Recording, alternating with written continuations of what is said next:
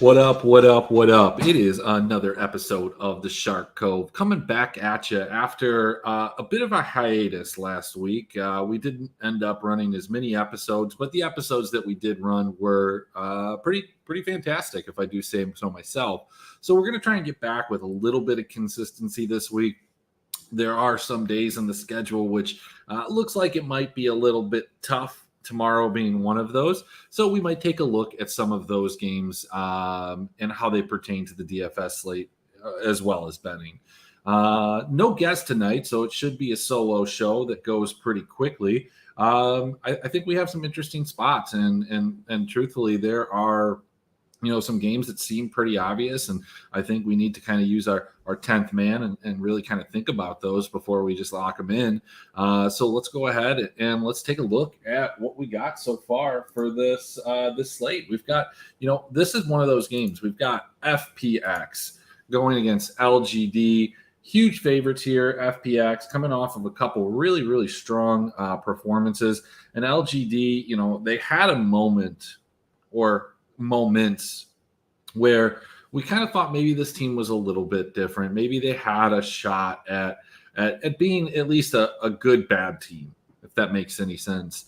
But I don't know. With all this roster swapping, the coach getting fired, assistant getting promoted, the thought behind that is, I guess, as Gelati said, it couldn't get any worse. And I think it can. I think that they look better than they did last split. So I think they can definitely get worse. When we look at what they've done, they had that one really clean series against AL. But aside from that, they've dropped most of their games. They've still been a relatively good place to attack in fantasy. I don't know how much we can really expect out of them in this matchup. On the other hand, FPX, we were riding as low as possible on FPX there for a minute.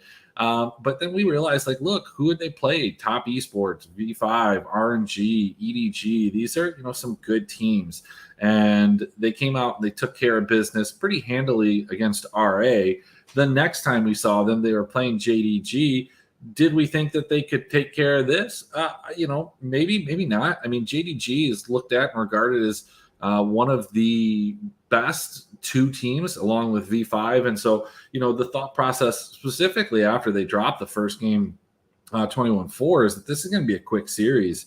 And somehow they ended up with a substitution of Summit to come in and end up winning that series. So does FPX take care of business tonight? More than likely. You're probably looking at FPX in cash, but maybe they stumble.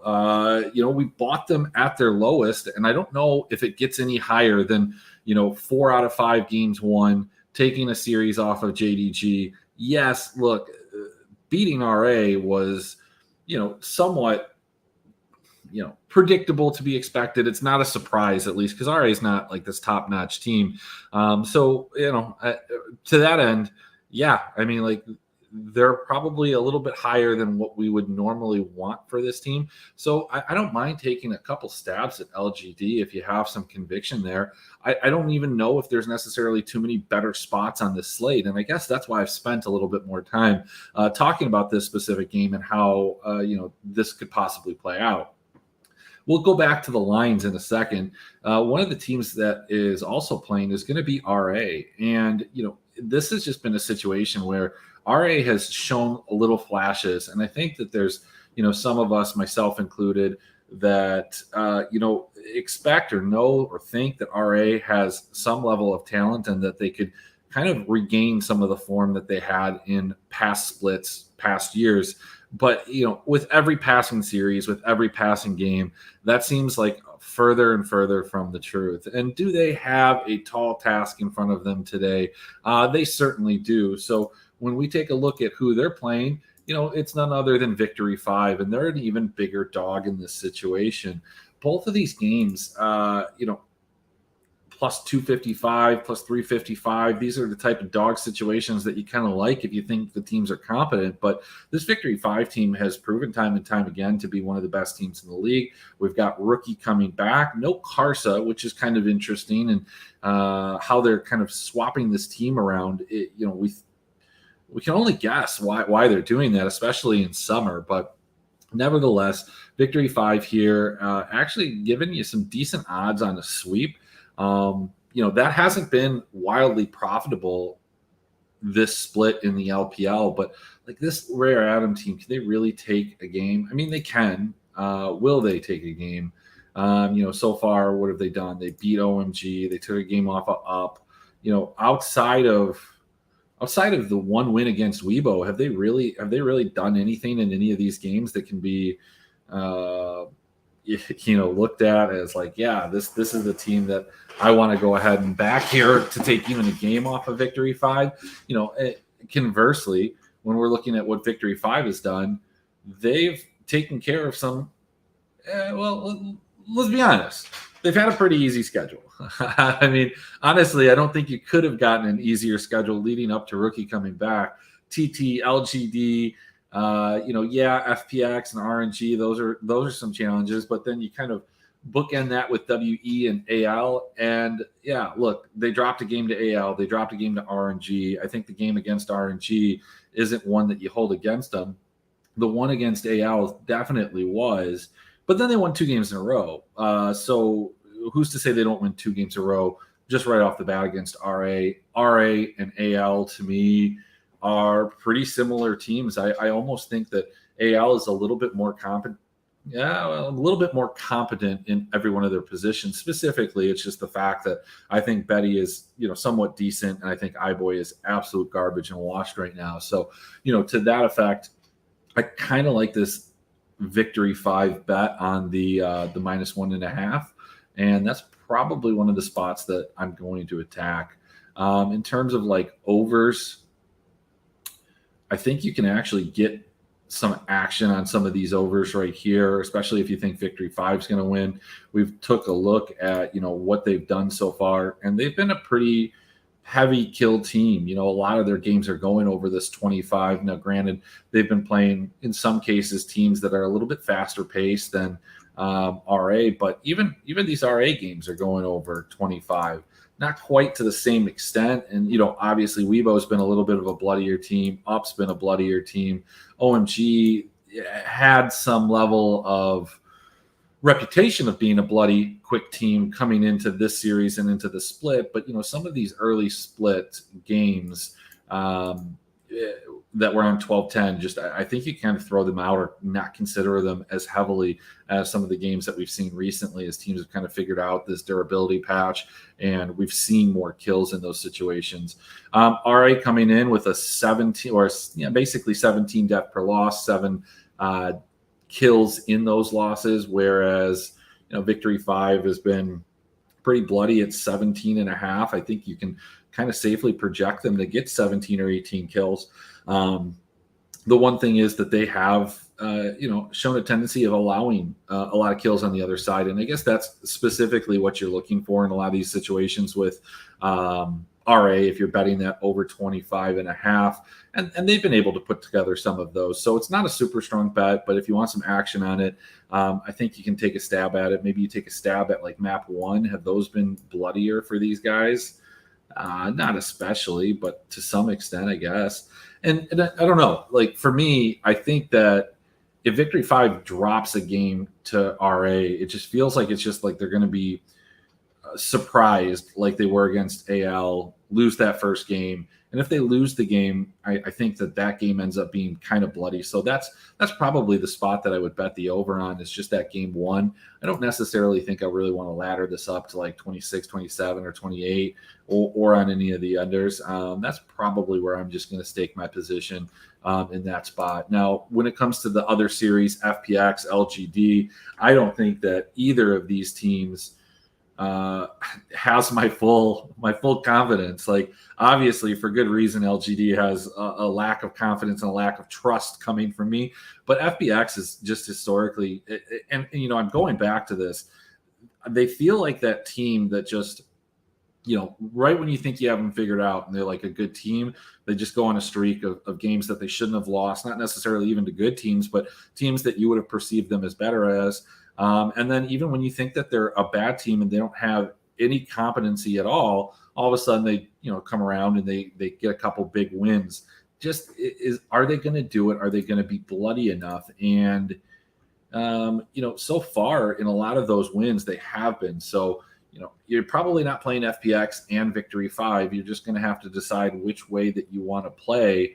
A 17 versus a 19. I think Victory 5 is probably the spot. There's a couple different ways that I think you can get a little bit cute with those. But yeah, that's kind of what I've got for the LPL here. Let's go ahead and take a look at the LCK. Unfortunately, I don't think that the LCK presents us a lot of opportunities that are exciting. KT versus Nongshim. At one point in this split, I definitely thought Nongshim was going to be this team that we wanted to attack in fantasy. Like, they were just getting a lot of kills, whether they were winning or losing.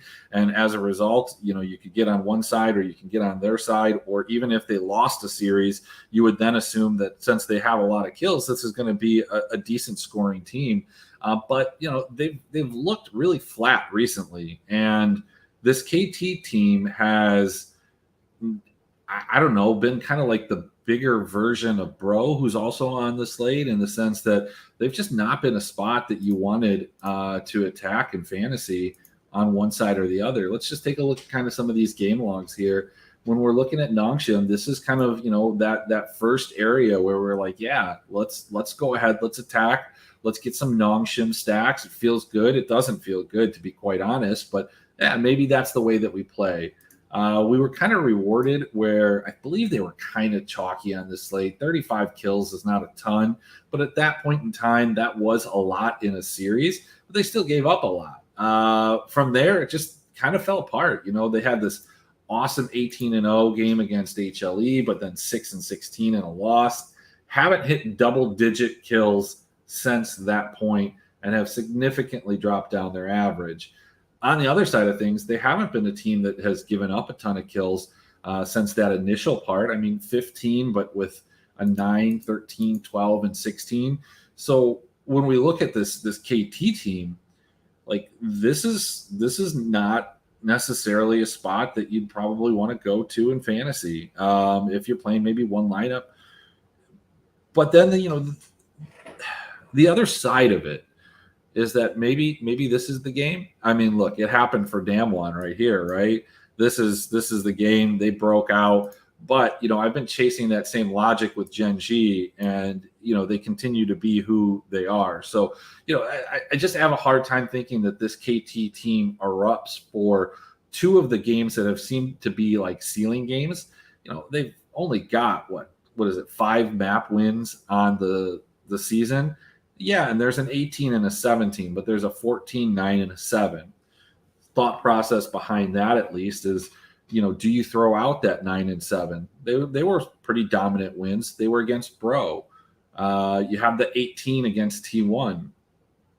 But then you play HLE, who gives up, a fair amount of kills. Let's take a look at what theirs is. 14.9. I guess they really don't. This entire league is kind of on the lower side right now. Big surprise. I know all the LCK haters are loving it, but like, do you want to play KT? Really, I mean, you're going to have to make a decision. You're going to have to play somebody that doesn't feel good, whether it's one of the dogs in the LPL or just somebody out of this LCK.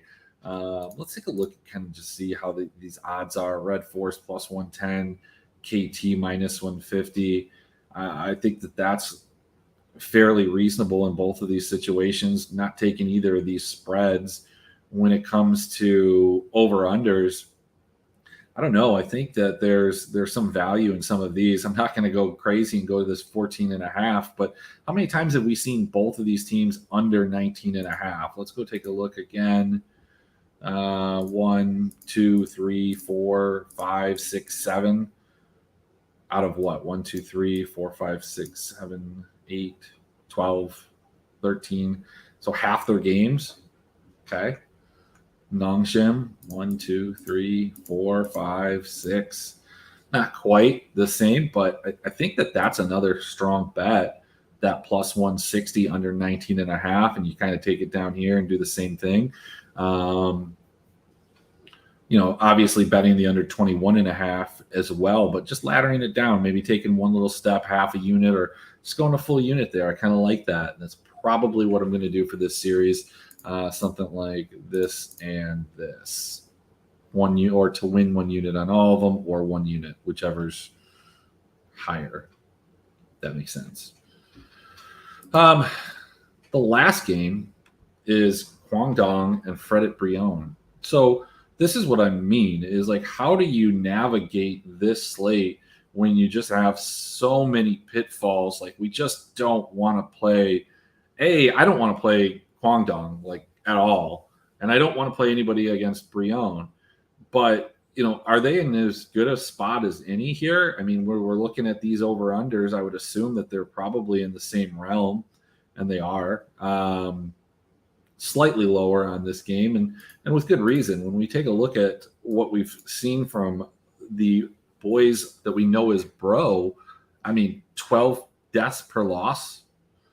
I mean, okay, like let's take this one out of the equation, and it doesn't even change it that much. I mean, this team just is not giving up a ton of kills. To expect them to give up 2 games with a ton of kills, I don't know, man. Like a small stack of Guangdong. I know that they're kind of expensive, though. This has not been a team that's been very good either.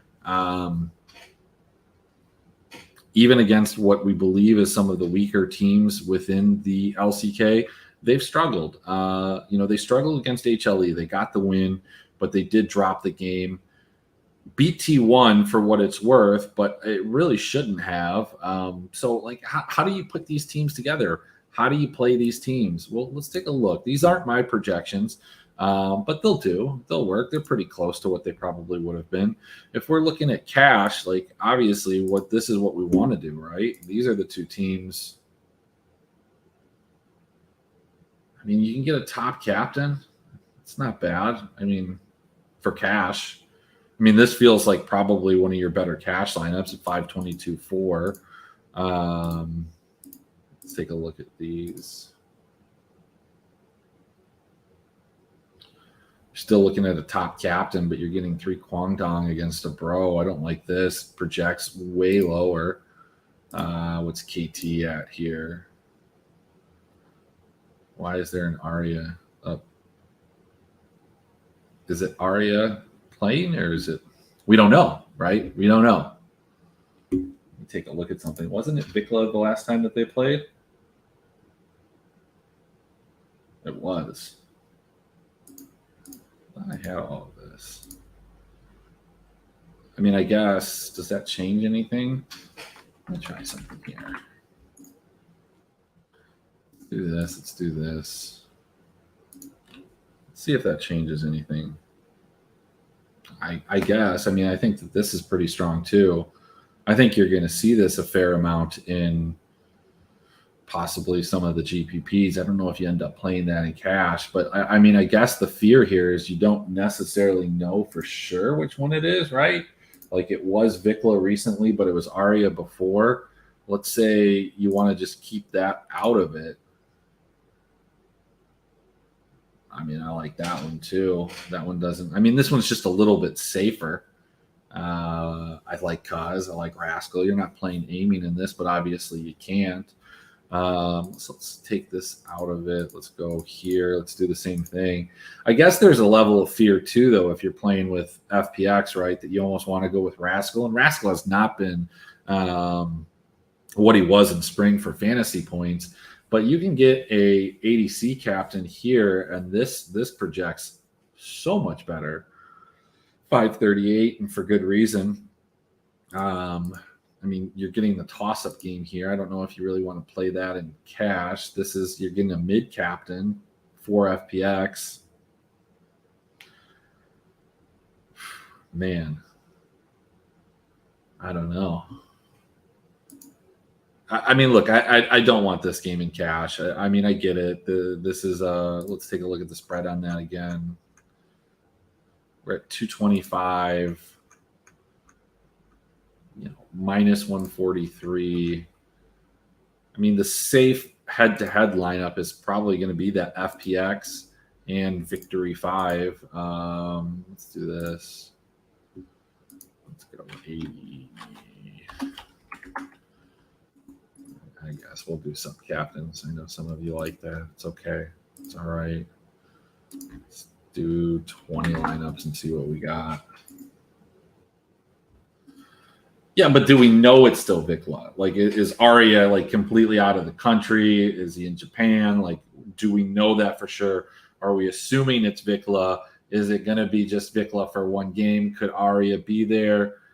Does somebody have COVID? Like, I don't know. That's what I'm saying is that, like, I'm not saying that it's wrong. I'm just saying that, like, is there some certainty there? I think it's worthwhile that the lineup in a GPP, but when we're talking cash, we are looking for some level of safety, and avoiding a zero is paramount in those type of contests.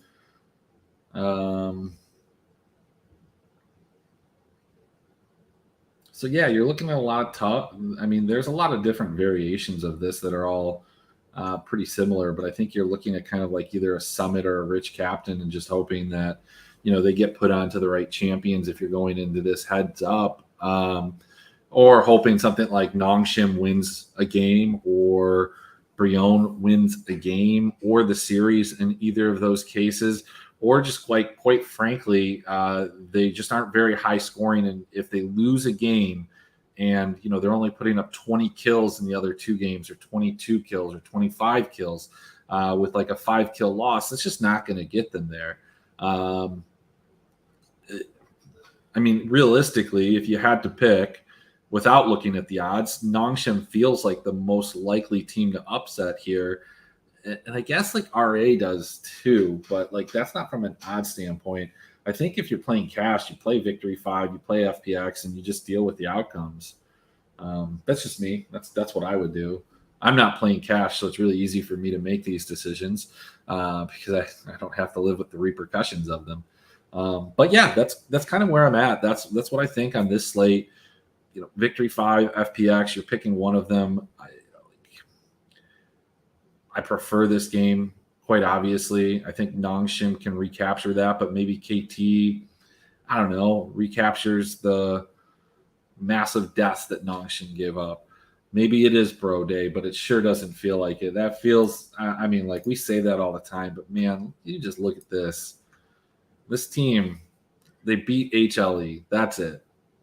Everything else has been what, like 5-6 kill spreads? Yeah. Higher scoring team. I'm just gonna go with FPX. That's where I'm gonna ride. At least at this moment. I don't know if that's exactly where I want to be, but that's the gist of that. Looking ahead for tomorrow, we got Team WE and OMG. This just feels like a complete smash for OMG here. JD Gaming, definitely. Who's going to be a whole new team? Oh, Bro? Yeah, I mean, yeah. Tomorrow, both of these games feel like smashes. Like, you could play LNG if you think that they have a shot. They've just looked sloppy. At times, JD Gaming has done, they've thrown away games that they shouldn't have. They have a tendency to not close out series, and they seem to love to get into these 2-1s. When they do that, though, they almost have this kind of pattern to it that they win the first game, lose the second game, but that third game, and the casters have even made a point of this.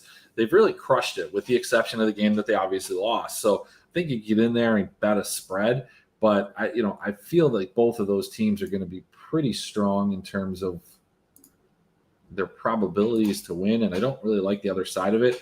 The one, I guess, game that I'm interested in, and I think a lot of people will be too, is I think Live Sandbox. I'll be curious to see how the pricing comes out.